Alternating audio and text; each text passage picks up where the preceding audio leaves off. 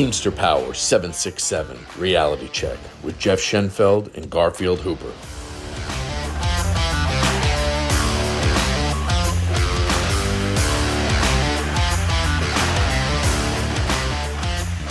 All right, welcome to another episode of Teamster Power Reality Check.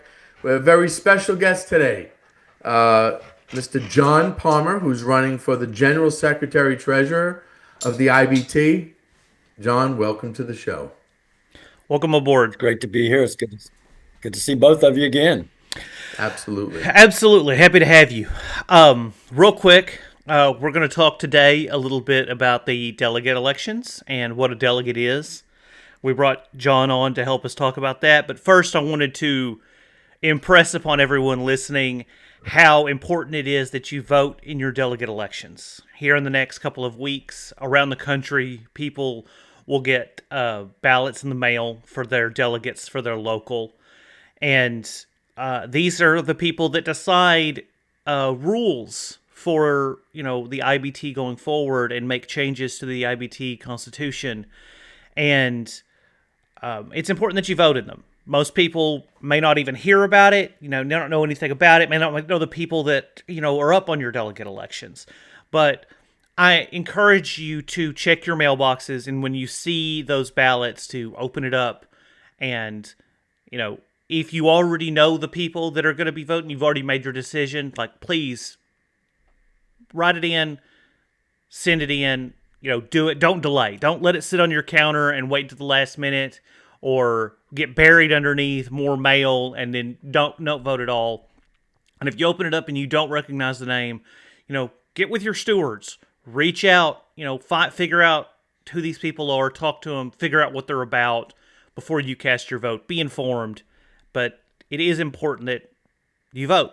You have a voice in who is your delegates for the IBT, and you should use it.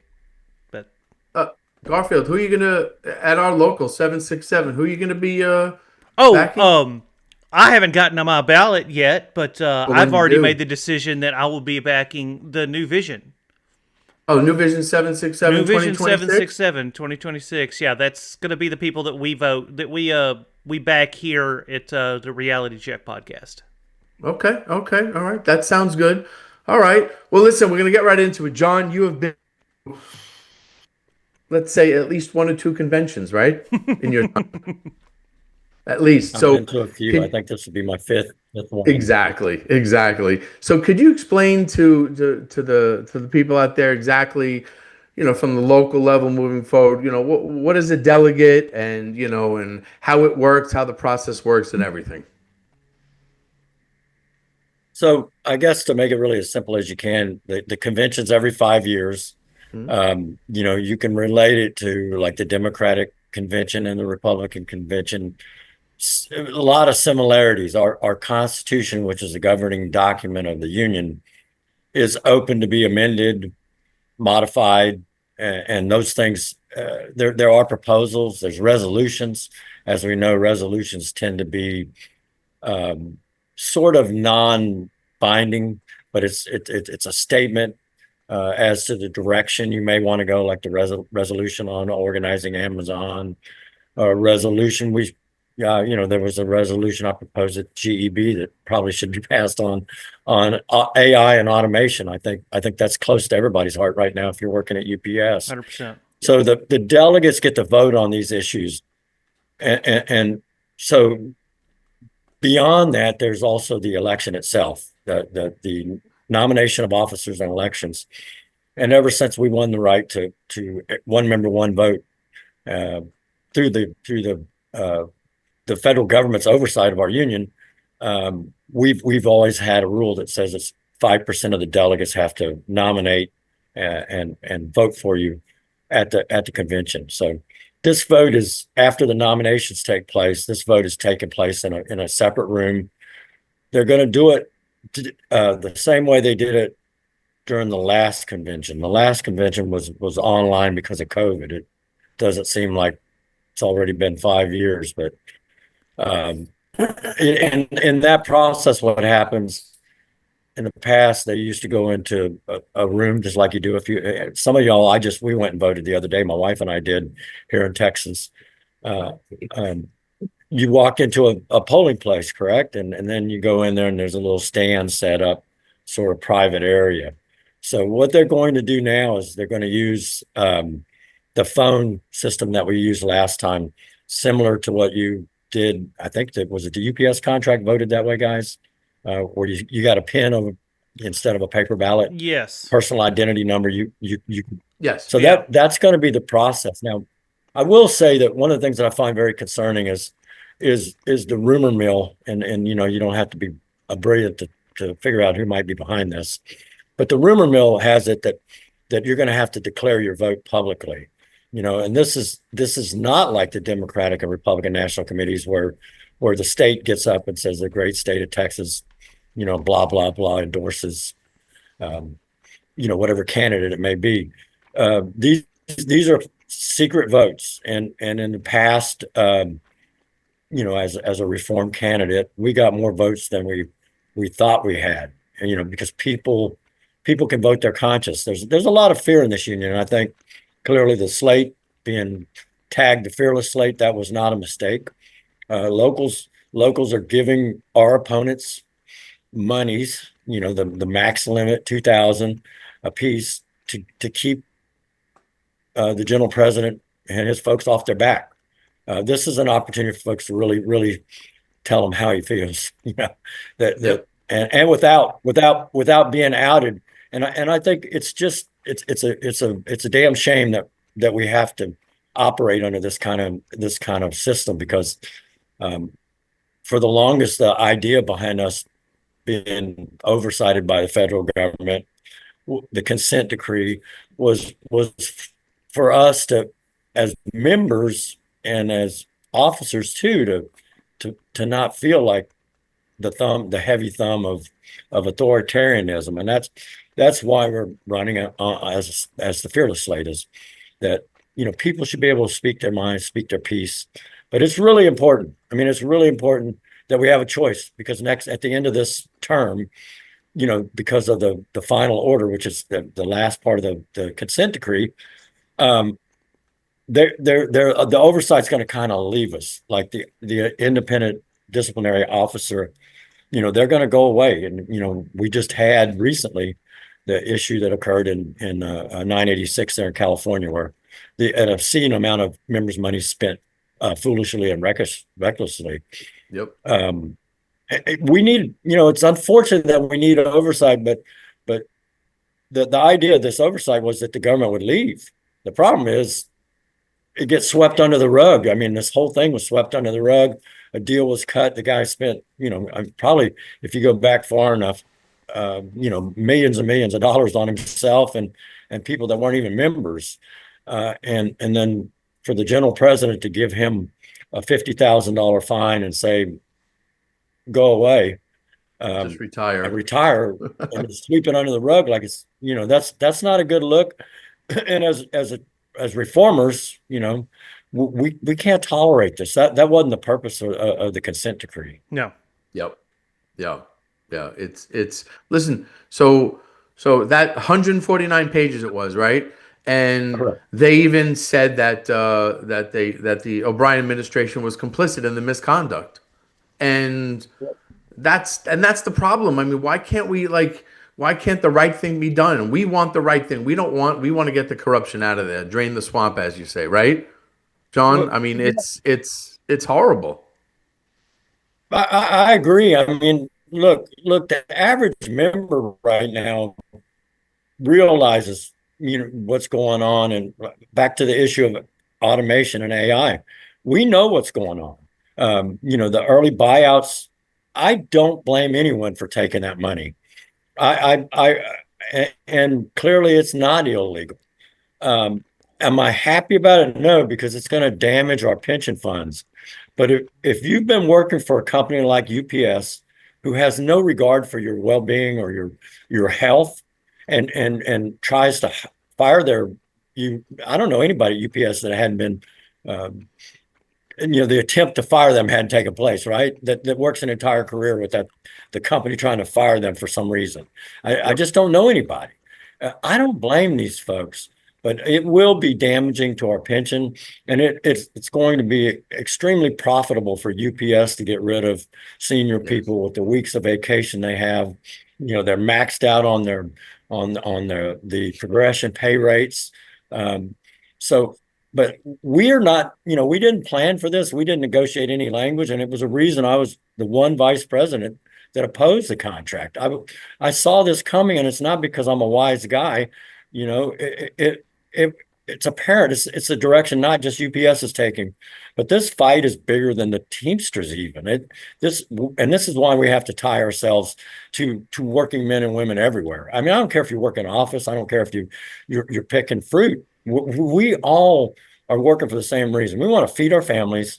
We want to have a decent retirement, and we want to have some time off and be able to enjoy our lives and raise our kids and do all the things that we see as a middle class living style. If we eliminate everybody's job, um, then the whole system collapses. Yeah. Yeah. So you Yeah. eliminate all the middle class jobs. Who's going to buy all the stuff? Hmm. That Yeah. Exactly. that simple. Yeah. Yep. Yeah. It's and it's become just such a, with everything going on. It's, you just wish that the leadership of the Teamsters would just do the right thing, right? You think that would be a simple thing, right? And that's all we've ever wanted, Yeah. right? Any of us. It's not anything else. But when you see that, that a lot of things are not being done right, you have to get a fearless slate together to go at that, right? Honestly. So, It's the Yeah. intimidation Go ahead. for me. It's the, hey, don't act up or we'll cost you your job, or we'll do this or that. And that's the stuff that does it for me. I can't abide by, I can't sit back and abide by that. This is not it's extortion basically when it comes down to Yeah. the you know the $2,000 for donations for everybody. You have to earn it. So For me, you don't just get to demand it. That's not how that works. right, right. And if you look at our politics and the Teamsters, it's a truly is a microcosm of national politics. It's polluted with money. And as long as I'm 40 years almost now that I've been a Teamster, the money has always like if you're a principal officer, you get in line. They give you a stipend to work in a division or a department or something. So now you're getting a check in the mail every month, and so they buy your loyalty. And like uh, as a vice president, I get one salary as a vice president, and I do exactly what the rest of the vice presidents do. I I go to the GEB, and we debate and vote on issues that affect our members, and then on a daily basis, I get votes, online votes, the polling and things that go on. But it the difference between myself and these other guys is they're all getting multiple salaries, and they say, well, you're doing three jobs. Well, um, that that's not productive. That's not productive for the membership. And then we see what we just saw in California again. We see guys that live like no other Teamster. I mean, $850 bottles of wine. The members are buying that, flying family and friends to Hawaii, going out yeah. there a week in advance of the meeting, hanging out in Yeah. Hawaii, and the members are paying for that, and then having the chutzpah to actually reduce the dues rate on yourself. You know, and Yeah. it's just like we've got to bring common sense and just the working man's mentality. I like to think that I never forgot what it was like to work on a freight dock or to drive a truck and you know I have a sore back and still have to go to work because you're out of sick days and you got a family to feed. I mean, but these guys have no clue. They have no No. clue. And that's why, I know they're going to beat us up on one thing.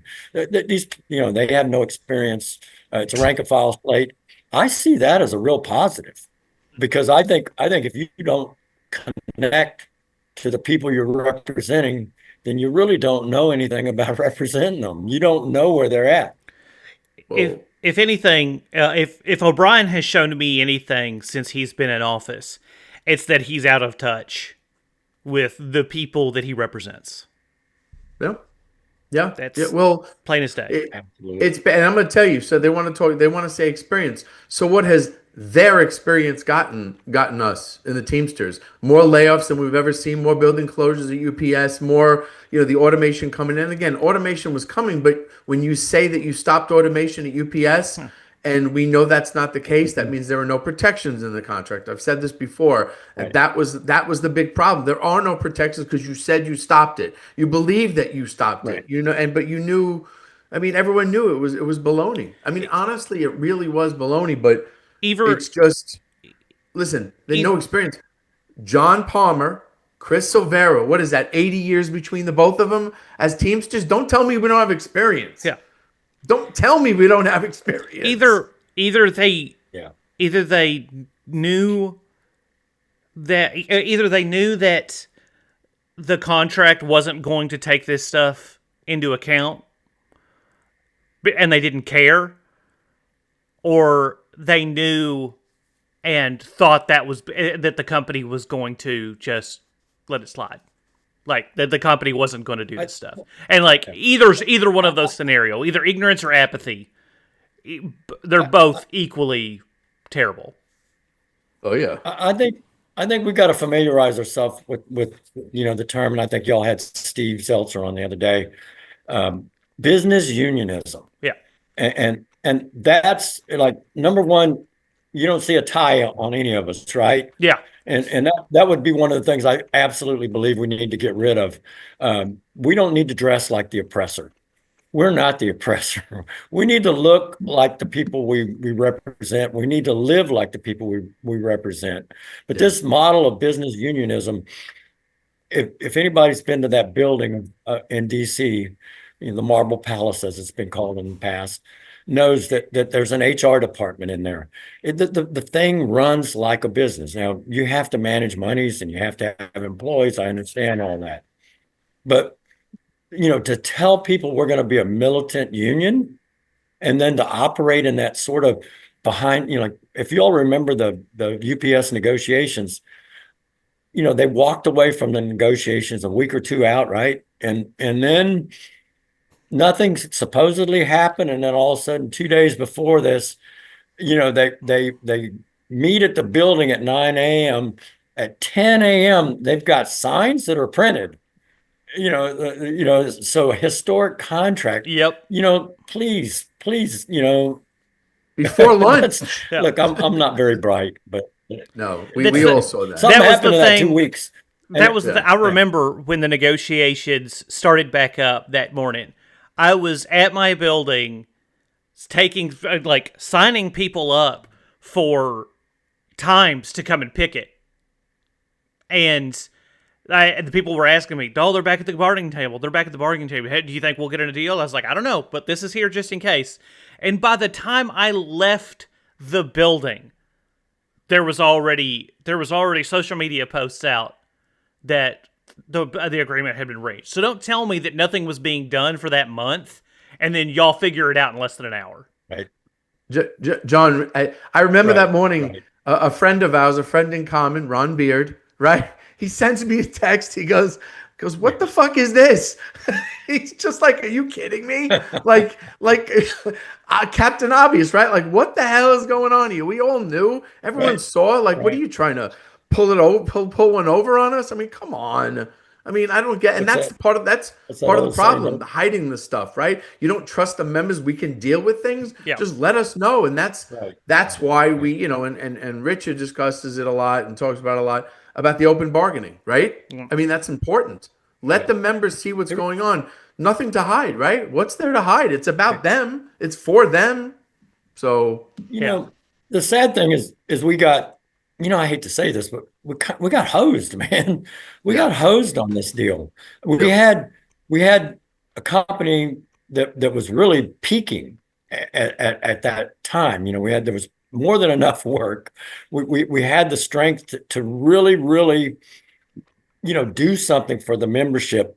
And we failed to do that Yep. because we operated in that business model again. Yep. Like let's Yep. let's work this out. Let's do what's good for everybody.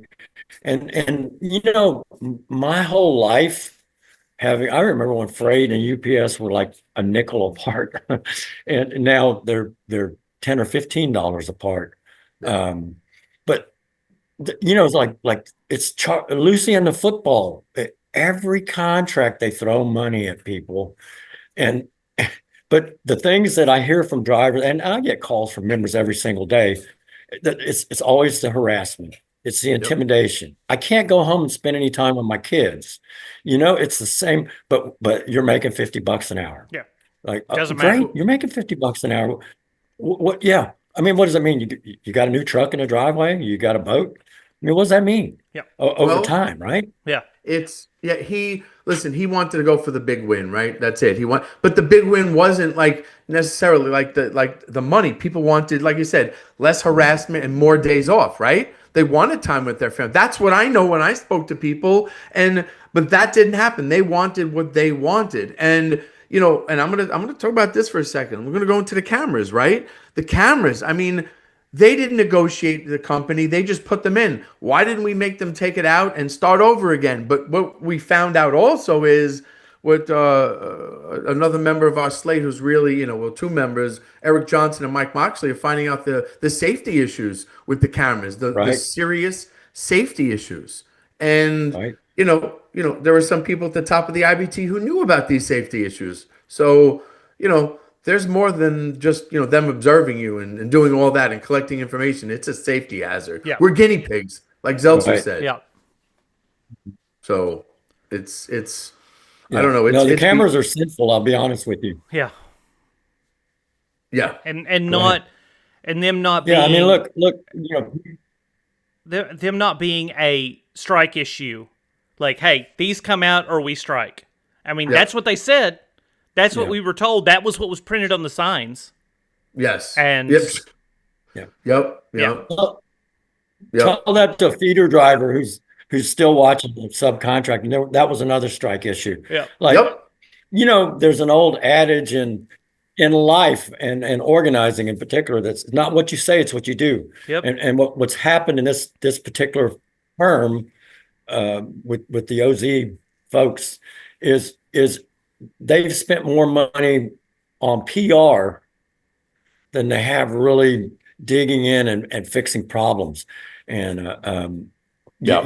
it's about selling a contract. We sold 89% voted for that contract. Jesus, man. And now I bet you can't find anybody that did, right? No, and If you John, you talk to them, said I never that. would. You certainly can't find anybody that admitted to it. No, John, you Right. admit you said, wait, Jeff, wait, 6 months down. And we knew it. We knew it wasn't, the contract wasn't what he said it was. And exactly, there were people yesterday who were just like, oh, I initially voted for OZ, but now what a horrible mistake I made. Okay, well, I mean, you learned a little bit too late, but I mean, it's Gotta fix it. yes. And what's Fix the it. way to fix it, right? Get your delegates, get them to the convention, Right. and get them to back the fearless slate, right? Yes. That's it. There's no other way.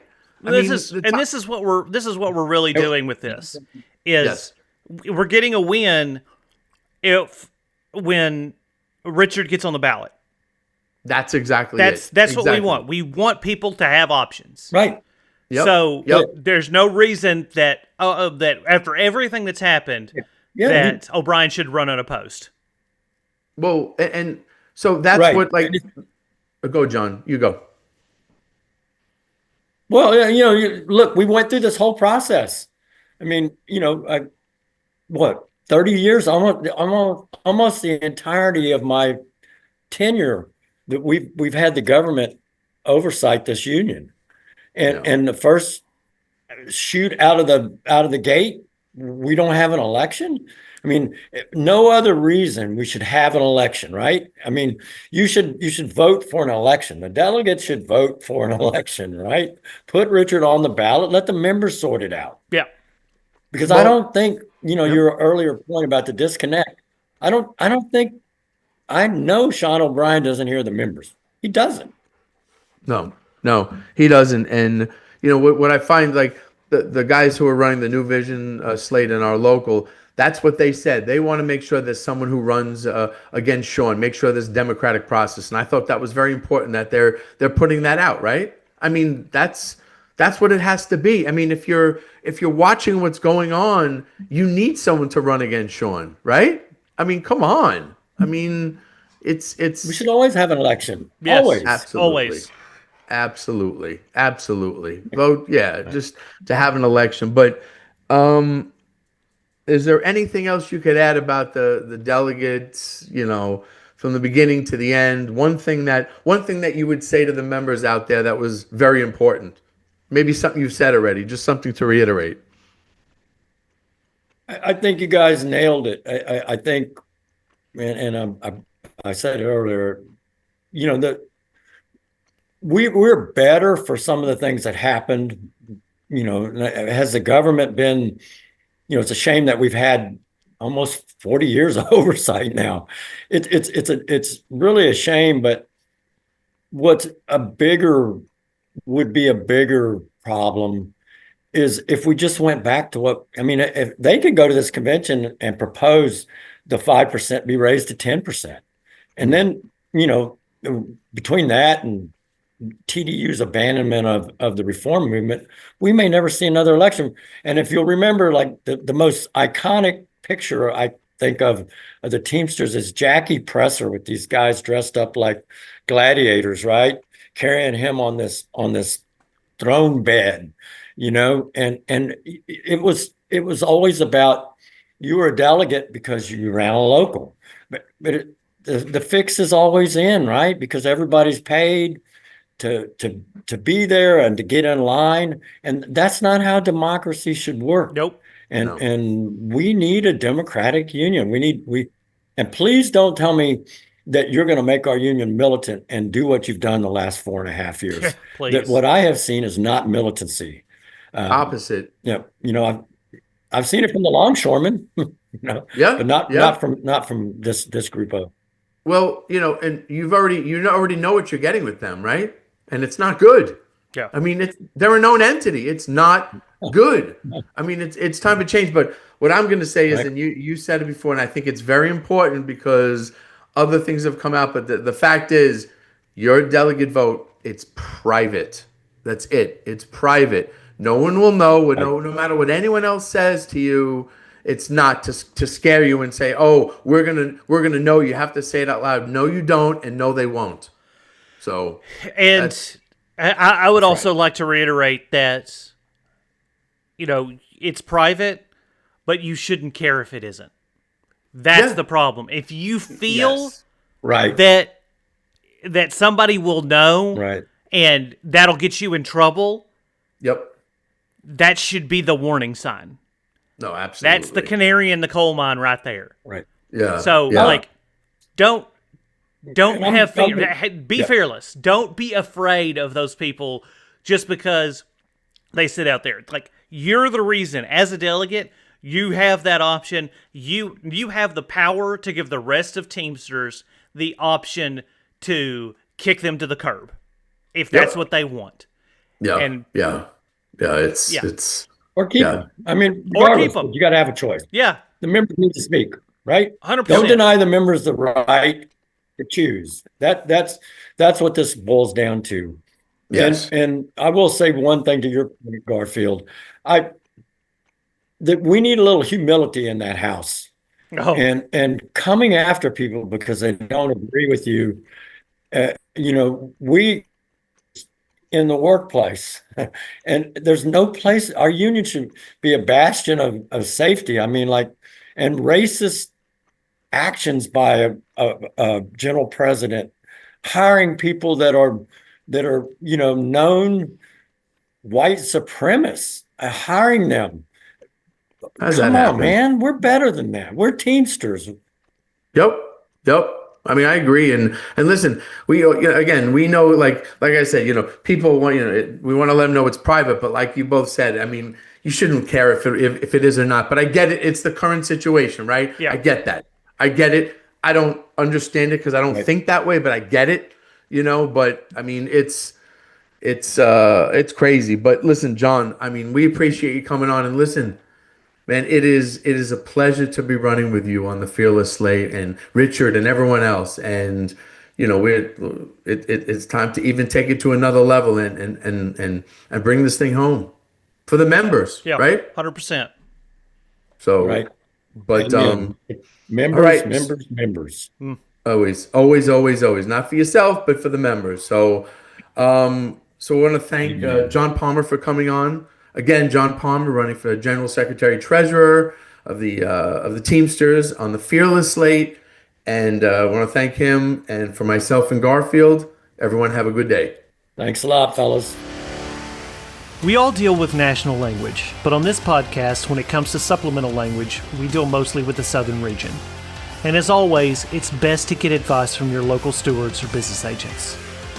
If you would like to reach out to us with any questions, we have an email address, 767realitycheck@gmail.com. That's 767realitycheck@gmail.com. And remember, strong people stand up for themselves, but the strongest people stand up for others.